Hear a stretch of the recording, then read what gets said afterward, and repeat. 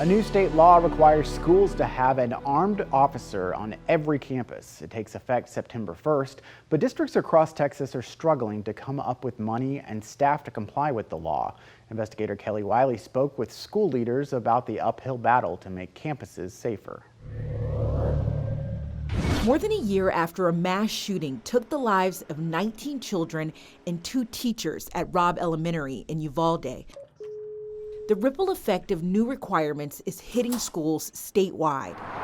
September 1st, districts will have to place at least one armed officer on every campus. What's the cost associated with getting an armed security officer on every campus right now?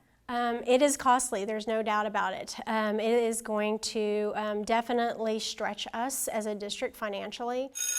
Lawmakers originally proposed increasing the student safety allotment by more than $90 per student. But in the end, they only increased the allotment by 28 cents. Were you shocked that they didn't allocate more state dollars? I'd say myself and every educator and probably every law enforcement officer are all shocked. Dr. Tony Hicks is the superintendent of Gerald ISD, a small district 45 minutes north of Austin. So excited our teachers are coming back. The district says this school year it's paying for armed security guards while building its own police department. Dr. Hicks says the district is already outspending the money allocated by the legislature. The safety of our children should not be extra. It should be funded. New data from the Texas Commission on Law Enforcement shows after the mass shooting at Robb Elementary, 15 school districts started participating in the school marshal program. That program trains school employees to protect students from armed intruders.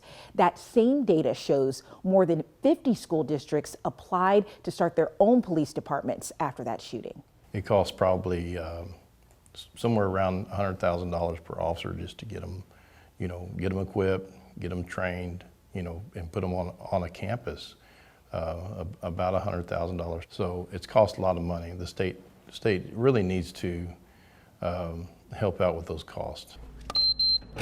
An hour south at Hayes CISD, head of district safety Jerry Scrocky says she's also struggling to find the money and personnel for an officer on 15 elementary campuses, currently without a dedicated sheriff's deputy monitoring the campus. We actually had funded 3 positions that we put on the last school year. Unfortunately, due to staffing shortages, the sheriff's office wasn't able to staff 2 of those positions the entire school year because they were so short-handed.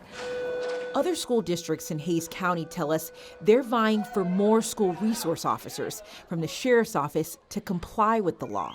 I think every one of us who are in the safety and security department will tell you that we're very apprehensive. We're very, I don't even know how to put it into words. We're struggling because all of us want to do what we're instructed and mandated to do, but we also want to do it right. A gun in the school is not just the solution, it's a properly trained person with a gun in a school. Kelly Wiley, State of Texas. Districts can claim a good cause exemption if they don't have the money to put an officer on every campus, but they must develop an alternative plan. If the state finds the plan insufficient, districts could face some sort of state intervention, according to the legislation. Thank you again for joining us for State of Texas. I'm Josh Hinkle. We'll be back next week to bring you an in-depth look at Texas politics.